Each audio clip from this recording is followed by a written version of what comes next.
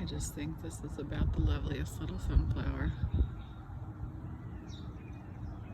I'm not sure if black oil sunflower seeds are made to like not create seeds, or if in this case the deer just eat them before seeds can ever happen. Hear the hawk, the juvenile hawk. See these little tiny flower heads. I hope they grow, but the deer do come and eat them. So we'll see what happens. I had to water everything yesterday. It's been quite hot. So I'm gonna turn around this way, show you these ones. Oh, this one's making a flower head too. And so is that one. And so is this one. And this one. Oh, that's exciting actually.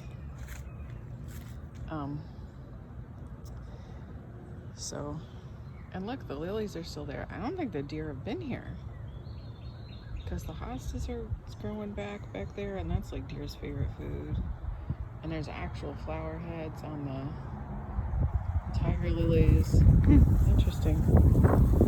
Interesting. I mean, they could still come and eat them, but maybe they haven't been here in a few days.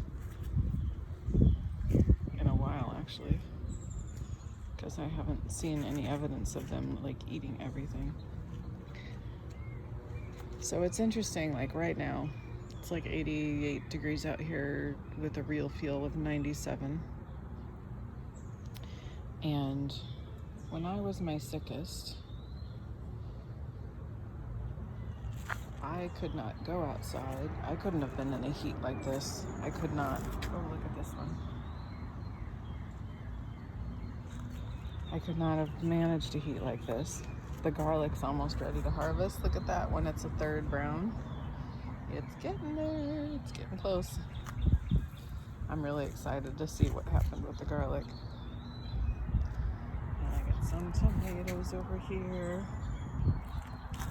So when I was my sickest, there was no way I could have been out here in this temperature, because it's like, I was just I'm gonna plant some red clover seeds that I've been sprouting, and I almost just took a drink of this.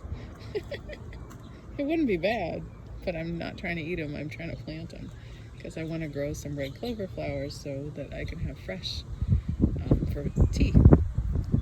And I know it's probably not the right time of year exactly to plant them, but I'm gonna do it anyway. These are my red clover sprouting seeds. So it's quite windy out here. Trying to show you these tomatoes. Got some tomatoes coming in there and there. Very exciting. Oh, in there. Oh, there's lots of them. So even though I didn't plant very many, oh, and I've been snacking on these peas. Oh my gosh, these peas have been just a delight. Just a delight. It's so cool that the deer aren't eating them. Also a little worrisome, but cool. So,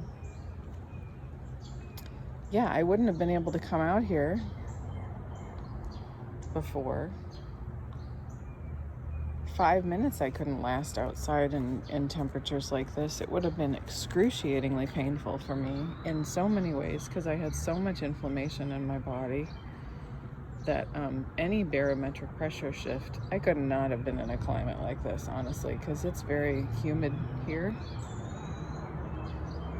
And any barometric pressure change was just excruciatingly painful for me.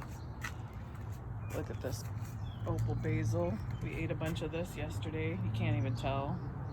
I ate some of this yesterday. You can't even tell. Oh my gosh. The greens are green. They're flourishing. I'm gonna hopefully have some kale today, but I need to get some cherry tomatoes so I can make the kale soup, because it's my favorite. So I'm just like amazed that I can step out here, and it's been like 100-degree days out here, and I'll come out in my garden for a little while and I'm just fine. Like, I'll come out here and everybody else is like, oh, it's oppressively hot out there and it's horrible, but I actually feel more uncomfortable when I walk back into the air conditioning, because I'm like, oh, it's really cold. Like, it's so cold when I walk into the air conditioning. I even turned the temperature up last night because I was like, it's just too cold, because I have to put a blanket on me. But then it's kind of amazing. Oh, there, see, he comes back. I'm back. It's a little tufted titmouse. He just comes up, flies up, grabs a peanut. What they do is they squirrel them away. They have little holes that they put all their food in, and so they take the little peanuts and then off they go, and they put the peanuts in their little storage area. And then they come back and they get another one. It's really cute. So, yeah, I wouldn't have been able to do this when I was sick, and it's just kind of amazing to think how it's not only now the heat doesn't affect me in that way. I actually kind of like it. I'm like, oh, this is, well, right now it's really nice because it's breezy, but the real feel out here is 97 degrees, and you'd think that I would be like, oh, it's sweltering. And when I first walked out, I was kind of like, oh, it's kind of humid out here. But then when I you know, it's like I'm out here for a minute and I'm fine. I acclimate, which I could not do before because my body temperature was so, like, I had like a low body temperature, and I couldn't do any temperature like above 80. Even 80 was pushing it, honestly. Like, the temperature had to be so controlled for me to be any kind of, I don't think the word is comfortable, but like, okay. Because I was never comfortable because I was in pain 24/7. So I wasn't comfortable, but it's like, okay, I'm okay. But now I'm out here and everybody else is like, oh, it's so hot, it's so hot. And I'm like, it's fine, you know, it's all right. I mean, it's warm, I'm not lying. I'm not going to come out here and do a bunch of physical activity. But, I can stand out here comfortably and be out here and go for a walk in this temperature and be okay. And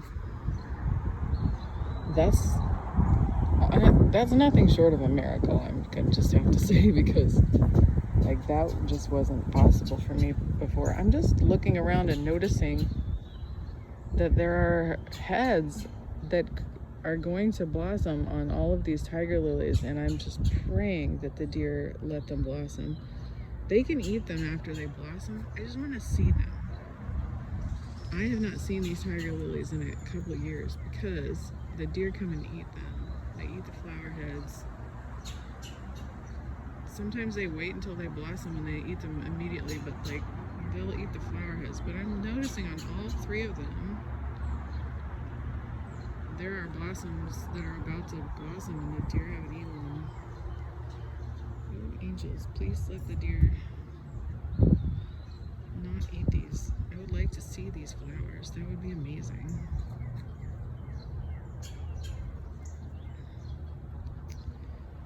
I've been picking the heck out of the lemon balm, and it's just growing everywhere. I love it. We've been picking it and making tea. And I'll make like red clover and lemon balm tea, or lemon balm tea. And the red clover, I've been needing, I think Medical Medium posted about it a long time, or not a long time, recently is what I'm trying to say. Apparently I have aphasia, my words are not coming out right. I've had it before. The Medical Medium's talking about it in the Brain Saver books. I'm curious to read about that one. I'm sure it's heavy metals. Don't the woods look gorgeous? They're so gorgeous back there. I wish I knew what all these trees are. I need to learn my trees. Like that ferny one looks really neat. And I can see that there's so many different trees. I mean, I recognize that oak over there. I don't recognize all the trees. Also, I don't really want to see them. But I would love to learn trees and know the differences and know what they all are, because there's a bunch of, I know there's a hackberry back there because my silver spotted skipper, who I do not see right now, where is he? The silver spotted skipper is a little brown butterfly with a little white spot who guards my garden, and I don't know where he is right now. Usually he's out here. And they like hackberries, if I remember correctly. And so there's got to be a hackberry tree back there, but I don't know what a hackberry looks like, so I don't know which one it is. Sorry, that's a little wobbly. I'm a little wobbly. There's also this patch in my neighbor's yard, and I would love to know what those are. So if anyone knows, I know it's not like a really good view, but that sprouted up just this year. So I'm very curious as to what it is. I'm sure it's something wonderful for the pollinators, but I just don't know what. Anyway, I'm just reveling in the fact that I can be out in this temperature, and I've just noticed that everyone else in the house is like, oh, it's so oppressively hot, it's so hot, and I'm just like, this air conditioning feels cold and wrong to me. It feels more comfortable to me outside in the oppressive heat than it does, you know, in the freezing cold air conditioning. So I even turned the air conditioning up so that it would be not as freezing cold, and I think that's working a little bit, but it was so cold. It was like 75 or something. I was like, it's too cold in here. But of course my hot-livered guys are like, it's too hot out there. I get it. I get it. Hey, little finch. Hi. How you doing, little boy? Isn't he pretty? Oh my goodness, you're gorgeous. You are gorgeous. Oh, they're all thinking about it. Oh, tufted titmouse again. And boom. They all want to come up when I'm here, but when I'm talking, they're like, is he talking? Human make noise. They're so timid and shy. And I don't mind. I mean, they all fly away whenever they hear me open the door. But the second I go back in, they're all out there, like, watching me from the trees. They know. So the second I go back in, they're like, food. And then they come down and I'll just have a grand old time over here. I don't mind. They're wild birds. They should be wild, but if I spent more time out here, you know, if I had time, if I wasn't always in my kitchen and I could spend more time out here, they'd probably get a lot more used to me. Some of them are used to me. The female brown-headed cowbird is just not afraid of me, and most of the finches are fine with me. There's especially one couple of finches that are just like, hey, what's up? He was probably one of them. And they'll just fly right up and they're not bothered by me, but the cardinals have always been a little bit skittish. And the doves. Although the doves will throw themselves at the window if I take too long to bring the food out, so that's hilarious. I'm knock on the windows. They're not that scared. Oh my gosh, they're so funny. I love them all so much. Okay. Well, I've probably nattered on enough, but I just wanted to share how incredible that was.